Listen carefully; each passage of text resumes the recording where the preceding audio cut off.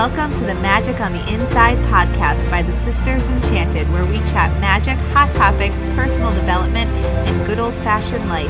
Brew up something delicious and sit with us for a spell.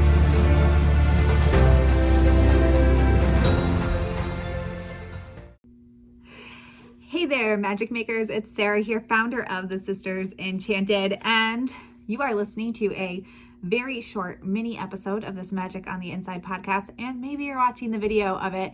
Wherever you are, thank you for being here. And you know what helps us so much to get the word out about all that we're doing here at the Sisters Enchanted? You subscribing. We would love it if you would do us a huge solid and subscribe to make sure that you get all of the updates whenever we put them out. Now, on to today's topic. We are talking about using your tarot cards to investigate your relationship with abundance. That's right, I said it, abundance. What I want you to do is grab a tarot deck. Now, if you don't have a tarot deck, you can download an app. There's tons of tarot apps out there. You can look online just search Google Images for a tarot deck and look at some of the different images. And what I want you to do is start looking at the cards and noting the cards. If you have the deck in your hands, actually pull out the cards that represent abundance to you. Now remember, abundance doesn't just mean money. We can be abundant in all kinds of ways: friends, family, health, joyfulness, physical fitness, and just feeling like we have all our needs and resources, right? Or we can have financial abundance, monetary abundance. What I want you to do is go through your card deck or look up images and start to look at the cards that represent abundance to you,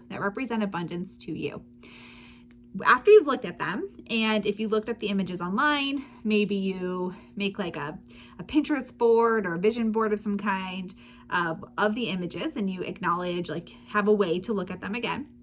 Then I want you to start looking at these cards that represent abundance for you. And I want you to categorize the ones that feel like, hey, this feels really easy. Like my life could be like this. I could walk into this card and I can live this life. This card may as well be an image of me. It represents my life so clearly that this could be my portrait. Those cards. And then I want you to look at the ones that feel like, oh my goodness, I wish my life was like this. I have no idea what this even feels like. I wouldn't know where to begin, and start exploring those. And I want you to see why it is that you feel so distant, so disconnected from those cards that don't feel like they could relate to your life. Now, this is a really great way to get to know tarot if you don't already know how to read it, because your next step would be to look up the card meaning. So you can make your own assumptions about the card first. That's the first part here, was looking at your relationship to the card. What about it? What about the image makes you feel like, yes, this could be a picture of me, or no, this definitely is not a picture of me, and this is a pipe dream. This is something I can only hope to achieve one day.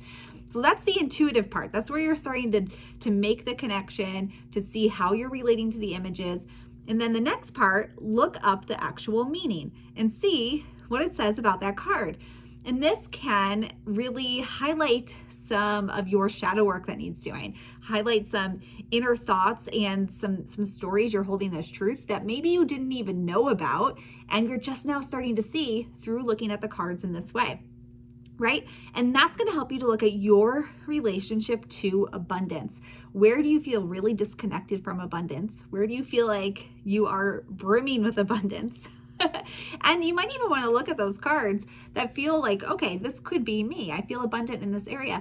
And look at them and look up those meanings and ask yourself, well, what does this say about how I am accepting abundance, how I view abundance for myself versus what these other cards said, right?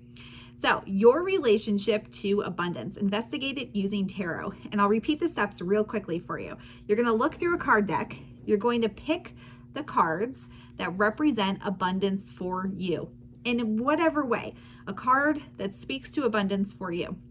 You're going to look at those, put them into two categories. One, where you think, yes, this is my life right now. I can relate to this as abundance. And then a category, nope, this is a far off dream, a manifestation. I'm not there. I can't relate to this, but this is what I want my life to look like. This is like my dream of abundance, my vision in my mind of abundance. So we have two categories there. We're going to start to investigate those. And intuitively, what do those images tell you about your relationship to abundance? Just look at them, maybe journal some thoughts, maybe think on it, speak it out loud. What can you tell just on the surface from looking at the images? Then I want you to go ahead and look at the guidebook.